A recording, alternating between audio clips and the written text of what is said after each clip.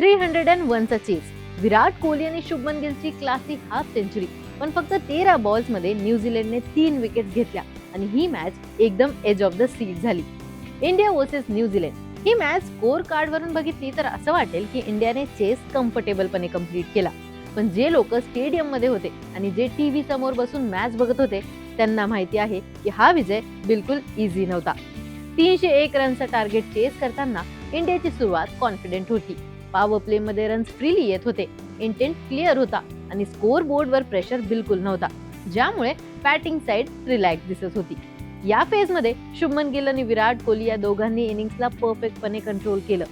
Shubman गिलचा approach एकदम fluent होता. Clean timing, soft hands आणि गॅप्सला टार्गेट करणं. त्याच्या शॉट्स मध्ये एफर्ट कमी आणि क्लास जास्त दिसत होता. कव्हर ड्राईव्ह असो किंवा on the up shot, gill एकदम फ्लो मध्ये होता. दुसऱ्या एंडने विराट कोहली आपल्या ट्रेडमार्क ओडीआय मोड मध्ये दिसला. आधी सिच्युएशन रीड करणं, बॉलर समजून घेणं आणि मग रन्स चेज आपला पेसवर आणणं. कोहलीने अननेसेसरी रिस्क घेतली नाही. सिंगल्स डबल्सवर फोकस ठेवला आणि जेव्हा लूज बॉल मिळाले तेव्हा त्यांना पनिश केलं. दोघांच्या हाफ सेंचुरीजमुळे इंडिया कंप्लीट कमांड मध्ये होती. रिक्वायर्ड रन रेट मॅनेजेबल होता आणि सगळ्यांना वाटत होतं की हा चेस फक्त टाइमचा प्रश्न आहे. पण क्रिकेटचा सगळ्यात मोठा रूल आहे, मॅच कधीही एकाच डिरेक्शन मध्ये चालत नाही आणि इथेच न्यूझीलंडने आपला कमबॅक प्लॅनला एक्झिक्यूट करायला सुरुवात केली.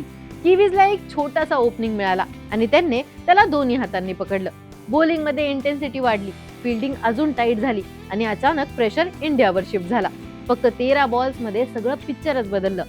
विराट कोहलीची विकेट पडली आणि त्याच्या पाठोपाठ रवींद्र जडेजा आणि श्रेयस अय्यर पण पवेलियनला परतले. 3 क्विक विकेट्समुळे प्रेशर एकदम वाढला. जो चेस स्मूथ दिसत होता तो अचानक फ्रेजाईल दिसू लागला. ड्रेसिंग रूम मध्ये टेन्शन होते, फील्डिंग साइड मध्ये बिलीफ आलं आणि क्राऊड मध्ये एकदम शांतता पसरली.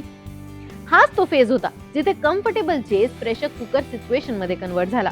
ओडीआय क्रिकेटमध्ये जेव्हा सेट बॅटर आउट होतात तेव्हा न्यू बॅटर्सला टाइम मिळणं खूप अवघड होतं आणि हाच न्यूझीलंडचा एक्झॅक्ट प्लॅन होता.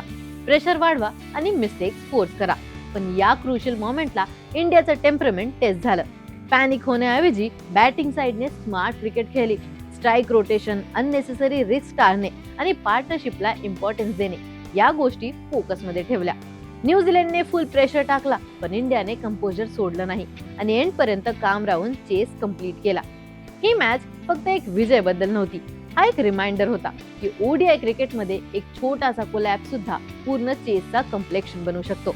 विराट कोहली आणि शुभमन गिलने स्ट्रॉंग फाउंडेशन बनवलं, ज्याच्याशिवाय हा चेस पॉसिबलच नव्हता. पण न्यूझीलंडने पण हे दाखवून दिलं की प्रेशर मोमेंट्स मध्ये विकेट्स काढल्या तर बेस्ट टीम्सला पण अनकम्फर्टेबल फील करून देऊ शकतो. या मॅचने इंडियाच्या मिडल ऑर्डरला स्पॉटलाइट वर टाकले. जेव्हा टॉप ऑर्डर चालतो तेव्हा सगळ्या गोष्टी सोप्या वाटतात, पण जेव्हा क्विक विकेट्स पडतात तेव्हा स्टेबिलिटी आणि कामनेस किती इम्पॉर्टंट आहे ते इथे क्लिअरली दिसलं. इंडियाने यावेळी मॅच काढली, पण फ्युचरच्या मोठ्या मॅचेस मध्ये हे मोमेंट्स अजून चॅलेंजिंग असू शकतात. तुम्हाला काय वाटतं, इंडियाचा मिडल ऑर्डर या प्रेशर मोमेंट्स मध्ये फ्युचर मध्ये कन्सिस्टंटली परफॉर्म करू शकेल का? तुम्हाला काय वाटतं हे आम्हाला कमेंट्स मध्ये कळवा आणि अशाच क्रीडा विषयक ट्रेंडिंग अपडेटसाठी एजीसी स्पोर्ट्सला नक्की फॉलो करा.